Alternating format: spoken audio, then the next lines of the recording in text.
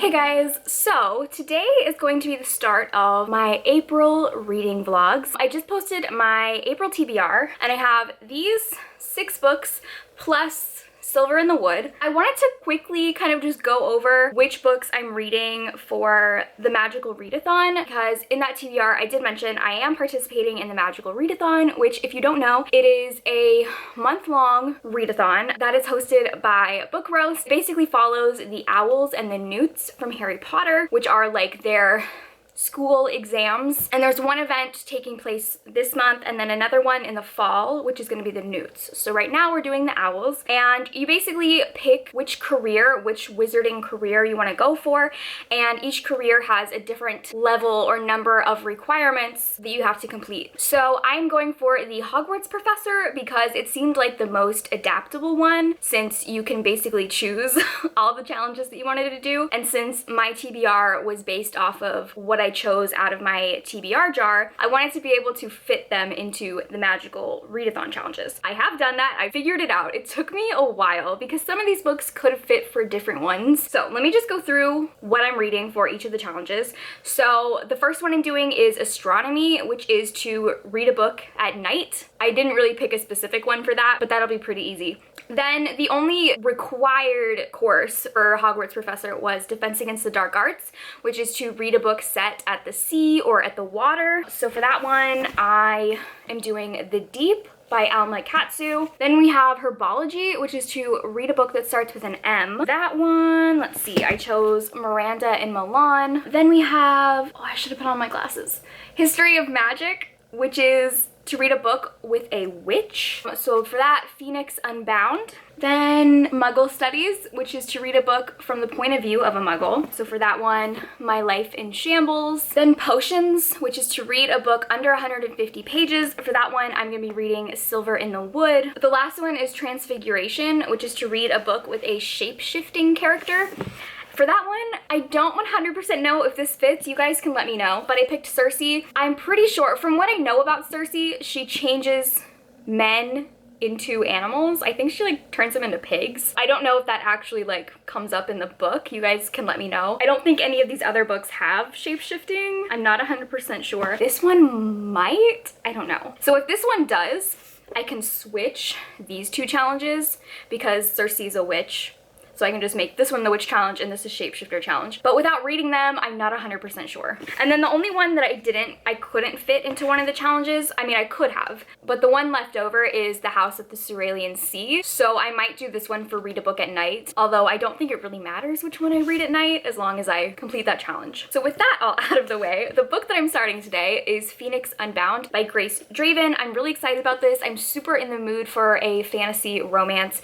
This follows a witch and a gladiator. So basically in this empire, every year each town is required to send a woman to be burned and sacrificed. And so the main character is a witch, and for the past 5 years, this witch has been taking on the responsibility and the burden of being the one to go be sacrificed because with her magic, she is impervious to fire. This year, the most famous gladiator in the empire sees through her tricks and figures out what she's up to and uses that information to blackmail her into helping him escape the empire. So yeah, I'm very excited.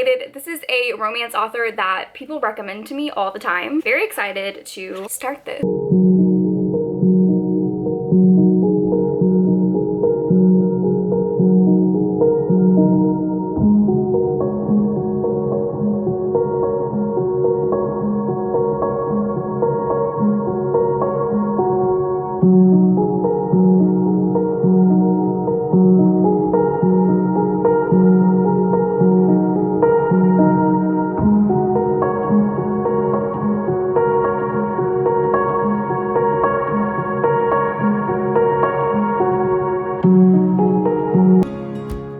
Okay, so I have read a bit of Phoenix Unbound. I'm really loving this. Basically, what's happened so far is the gladiator Azarian has basically kidnapped the main character. He basically used her to escape the Empire because as the Empire's most famous gladiator, he was subject to a lot of torture, and he really wants to get back home to his people because he was supposed to be the next chieftain of his tribe, but his cousin betrayed him and sold him into slavery. And so all of his people think that he's dead, and now his cousin is the chieftain. So he wants to get back there in order to reclaim his place. But since he's been gone for so long, the only way that they will allow him to challenge his cousin for the role of chieftain is with the blessing of their goddess Agna, who is like a fire goddess. He believes that bringing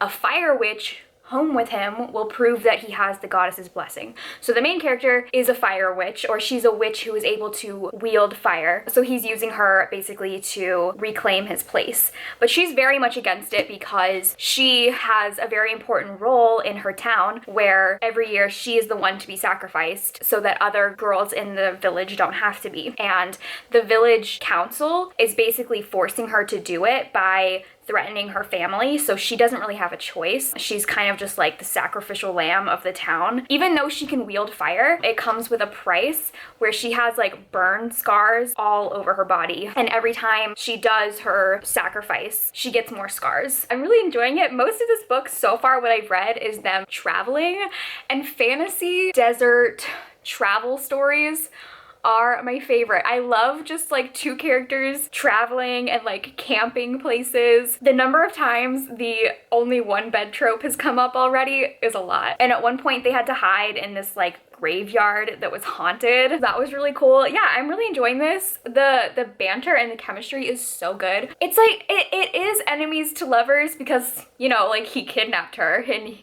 he's making her go with him against her will. But he's not a bad guy. Like he's never, at no point is he bad to her. He's just not letting her leave. So it's more so enemies on her part because she really just does not want to be anywhere near him, but he's like all about her, you know? I kind of like that. I mean, I enjoy enemies to lovers when they're both equally enemies, but I feel like it's even more fun when only one of them considers them enemies and the other one is like, I like you, we're not enemies. Yeah, I'm enjoying it. I think I'm gonna try to finish it today. Like I said, I'm halfway into it, so I feel like I could just sit down and power through the second half, and I'm just having a lot of fun. Fantasy romances are just so much fun, even though they're always very predictable and there's like clear things that happen in all of them. I never get tired of it. And this world is really cool. It's definitely got like a Roman type of vibe to it. Obviously, like, you know, with the gladiators and the empire, but then there's this extra level of magic. There was a side character that we met who maybe had some sort of like healing magic, and I believe that she is the main character of the second book. So I'm excited to learn more about her. But also, I got my book of the month for April, and I'm actually excited about this book. I hadn't heard of it before I saw it on Book of the Month, and then ever since I ordered it, I've seen people, like so many people talking about it. I think Chelsea said that this is like her favorite book of the year so far, so I'm excited. But the one I picked is Beach Read by Emily Henry. I believe it's a romance book, and it follows two authors who, one of them writes literary fiction and the other one writes steamy romance, and they basically have nothing in common, but for 3 months they're going to be neighbors at the beach. They're both staying in these neighboring beach houses. They're both kind of like in creative ruts, so they strike up this kind of challenge where they're going to swap, and he is going to write a romance and she is going to write a literary fiction book. And that just sounds really cute. I don't know. I feel like this is gonna be a fun, lighthearted book. I am a Book of the Month affiliate. I have a link in the description and a code if you want to get a book for $9.99.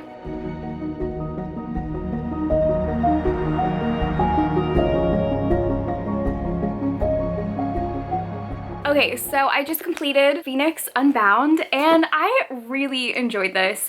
I think I'm gonna give it 4.5. Yeah, 4.5 stars. It would have been 5 stars, but towards the end, I was kind of like, okay, can we just wrap this up? I want to see the couple together now. I really had fun with this. I loved the chemistry between the two main characters. When they finally got together, Oh my god. And the world was really cool, and I liked the magic. The magic towards the end, at the like final battle, the magic, it was so good.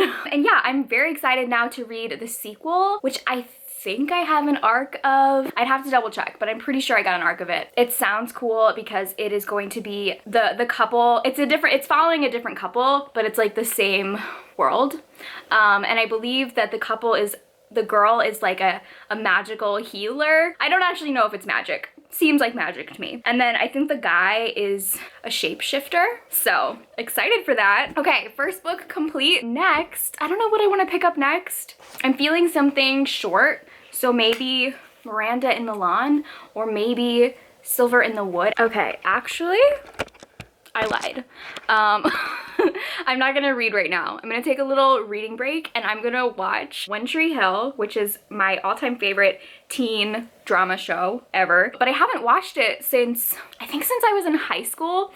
So it's very strange watching it now because not only am I older, obviously like older than the characters are when they're in high school, but I'm also older than they are in the flash forward when they become adults. So I'm older than them at every point of the series, of every point of the 9 seasons. And that feels strange now. But yeah, I just finished season 1.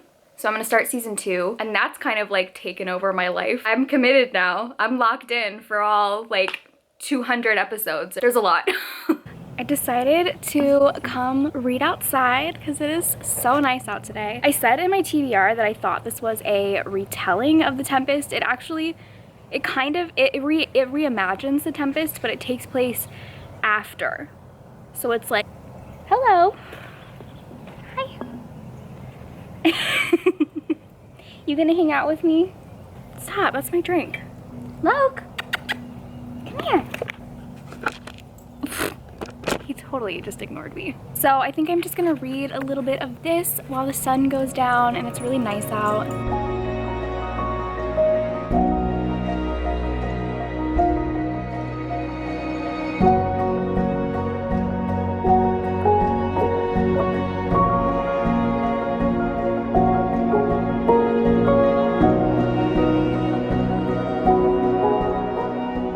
So last night I read Miranda and Milan and I finished it. I really don't know how I feel about it. I'm kind of conflicted. I think I'm gonna give it 3 stars.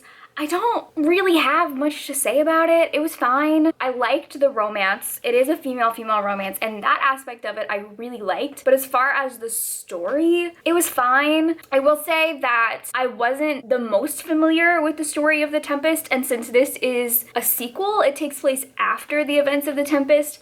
I don't feel like it did enough wrapping up of like what happened in The Tempest. For people who aren't familiar with it or who haven't read it at all, I feel like you wouldn't get much out of this. I don't know. I'm conflicted. It was fine.